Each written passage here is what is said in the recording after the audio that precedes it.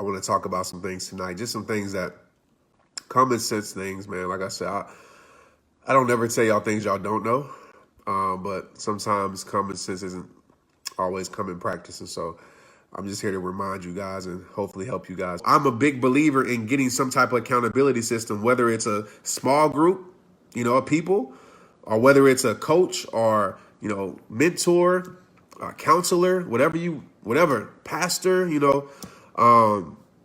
finding somebody that can hold you accountable, finding somebody that you can talk to and talk through these things with. Life isn't meant to live alone or go through things alone, but a lot of times we suppress, a lot of times we don't want to project our feelings on other people.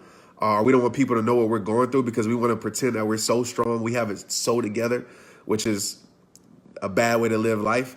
I ask for help all the time. That's a decision I made this year. I'm like, if I'm going through something, I'm asking for help. I'm finding a coach, a mentor, or a friend I can reach out, a support group, and we're going to get it.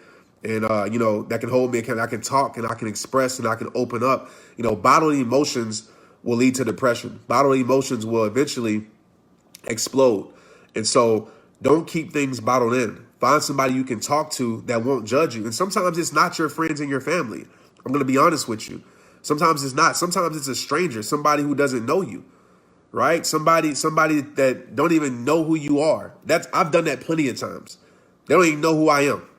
And we'll just have conversation, and I'll sit there, whether it be like in the gym or just be in a random place and have conversation. And I'll just ask because I know it's going to be no biased opinion in that. God got you. Understand that, like, that's man's report. That's man's report. And so you keep on pushing. You keep on praying. Nothing's too powerful for the power of prayer. Remember that. And just don't suppress. Like, open up, man. Like, it's okay. It's okay to not have it all together. Nobody does. Nobody has it all together. So it's okay. It's okay to open up. It's okay to say, you know what, I'm struggling with this. It's okay, especially as men. Like, men, we want to be macho man all the time. Like, I haven't done it probably the last 2 weeks, but, we go run and we go talk, just a group of guys, and we talk about life. And we talk about things that most guys wouldn't talk about. That whole I'm too hard and too whatever, like, that ain't doing nothing but keeping you from facing your reality, keeping you from facing your truth, keeping you from healing. So I just believe as people, we need to be able to open up. And as people, on the flip side, we need to stop judging people when they open up, because a lot of people won't open up because of the fear of being judged and criticized, the fear of being laughed at, the fear of being bullied, or whatever it may be. But just understand that the people who talk about you when you open up, when you are transparent, these are the same people that are hiding the things that they're going through. So that's what's helped me be so transparent in my journey. Every time I come on here, whether it's 5,000 people and I'm just talking about, I've dealt with this struggle this year, XYZ, I don't care, man, because that's where freedom is. Like, you're free when you can open up about anything in your life. That's freedom.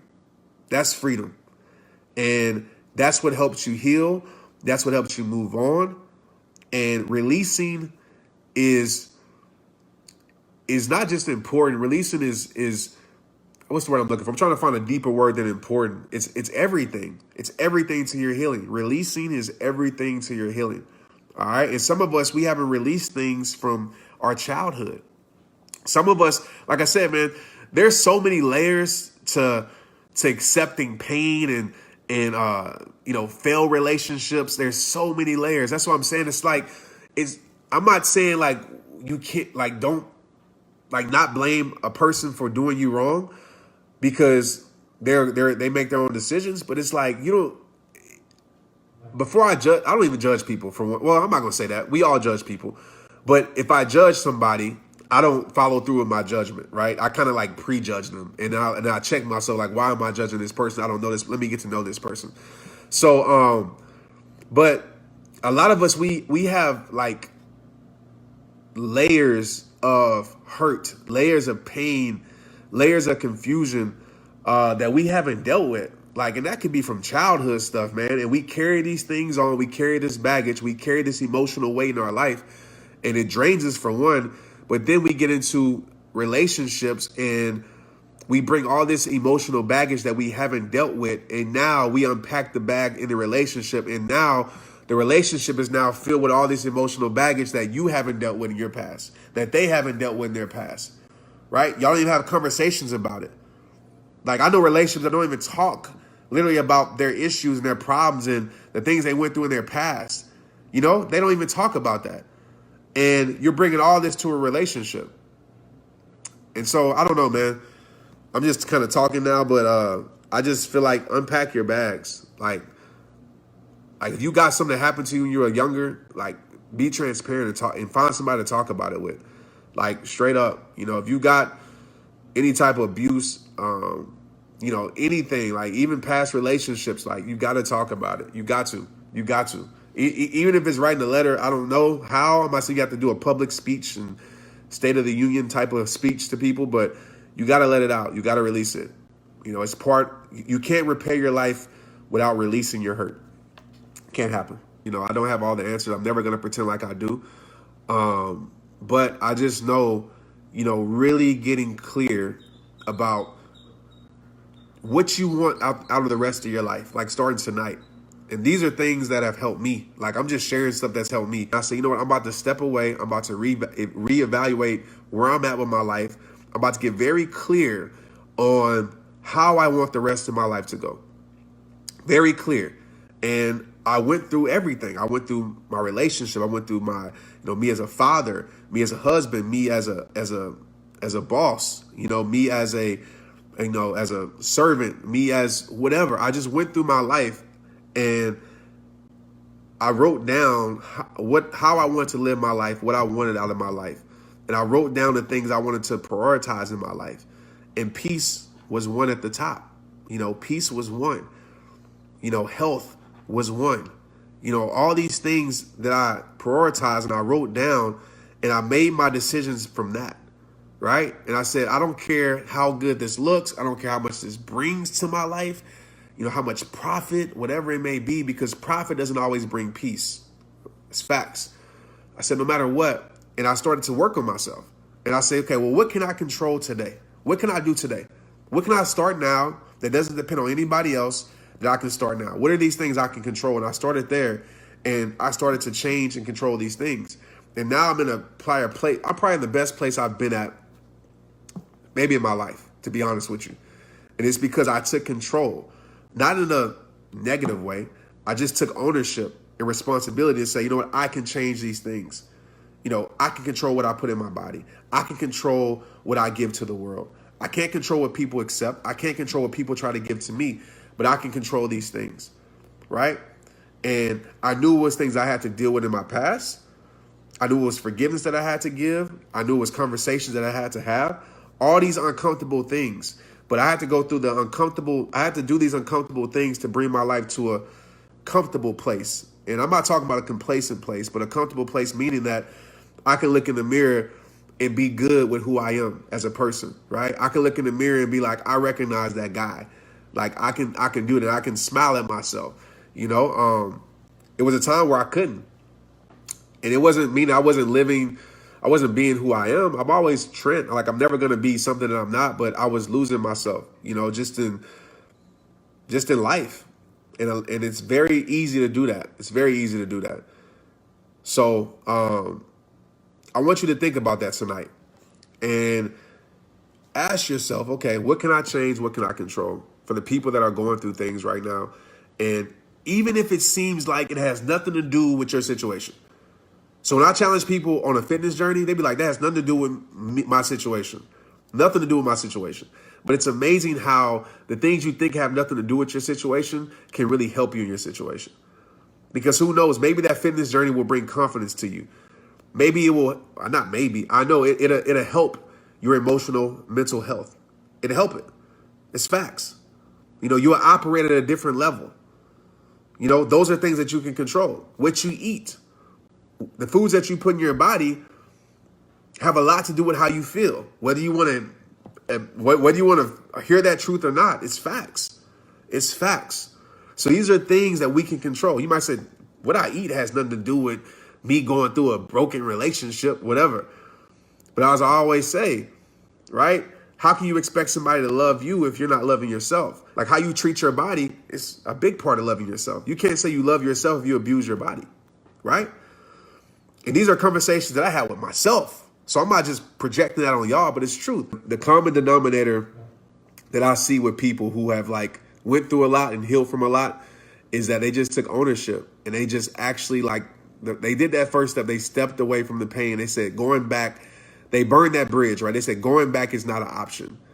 And for us, like you have to get to that point with certain things in your life, right? Like living a certain lifestyle that has gotten you nowhere, if you want to get somewhere, it can no longer be an option. Like it can't be an option, right? If you're in an abusive relationship that you know is not for you, right? It's not the relationship that God has for you, right? Going back to that relationship, I'm sorry, is not an option, right? But only you know these things, period. And so it has to come to that point where it's no longer an option, right? It's no longer like next time I'm going to do this, next time and next time. Some of y'all been saying next time for the last 3 years. It's just facts, big facts. For the last 3 years, you've been saying next time. When is the last time going to be the last time? That would be the question that I asked you. Don't worry about finding a soul like me. Be the soul.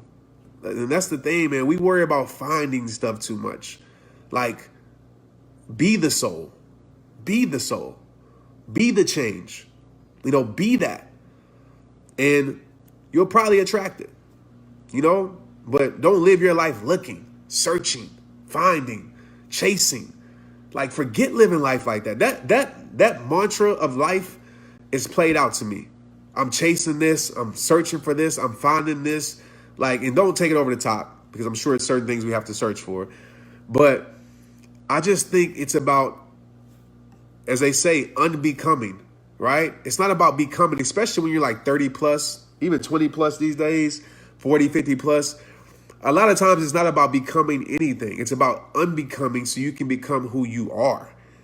Our whole life we have been taught, and I'm not saying that's wrong. This is just my perspective on it. We've been taught like search for your purpose, find your purpose. And like, I think it's teaching us to like search for it in the world. A lot of people are like looking at like, I have to do this or do that to have a purpose, or I have to be a speaker to have a purpose, or I have to have a platform to have a purpose.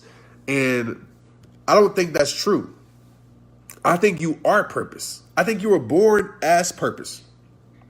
And when I told myself that, I promise you, it changed my whole perspective on life, because I stopped trying to find like myself in the world. I stopped trying to find myself, my purpose in a job or in a relationship or in something. And I realized that my purpose was me. God created you for a purpose and on purpose, right? You are purpose. And so people are like, well, how do you figure that? I said, well, okay, if you want to be a person that impacts lives, right? A lot of people say, well, I need to be a speaker. I need to be this, or I need to have this title and I can live my purpose. And no, you don't. Your life can be used, because if you're a believer like me, our whole goal is to lead people closer to Christ, right? Our whole goal is our life to be used, like not in a negative way, but to be used. Like, use your life to bring betterment or fulfillment or whatever to other people, right? To this world, to bring change to it. You can literally walk outside right now or put down your phone and go speak into somebody's life, period. You can do it right now. You don't need a platform. You don't need a title.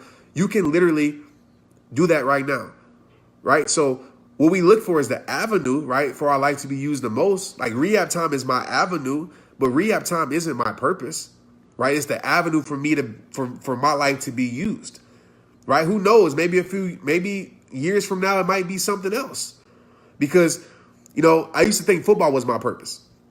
When I lost that, I was like, dang, I don't have a purpose in my life no more. Football wasn't my purpose. It was just an avenue for my life to be used.